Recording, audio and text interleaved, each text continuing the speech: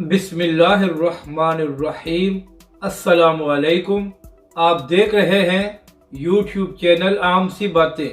इमरान रियाज खान की मशरूत रिहाई और सीनियर सहाफ़ी जो तहरीक लब्बैक के हक़ में बोला करते थे उन पर हमला। इस वीडियो में हम इसी के मुतालिक बात करेंगे।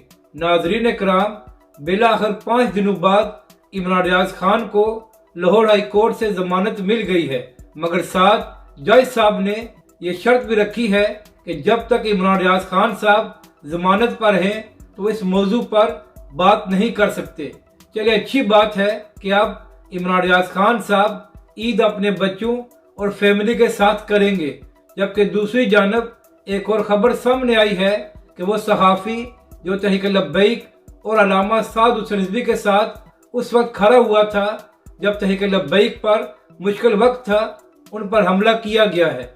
नाज़रीन कराम, अभी खबर सामने आई है कि बोल न्यूज़ के एंकर और सीनियर सहाफ़ी समी इब्राहिम साहब पर कुछ नामालूम अफराद ने हमला किया है। हम इस बात की शदीद मजम्मत करते हैं और किसी को हक नहीं है कि वो सहाफ़ियों पर हमला करे।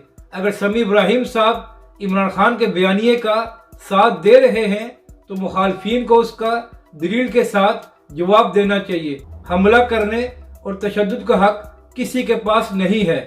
अपनी राय का ज़रूर इजहार करें कि आपको ये वीडियो कैसी लगी और हमारे इस चैनल को भी सब्सक्राइब करें।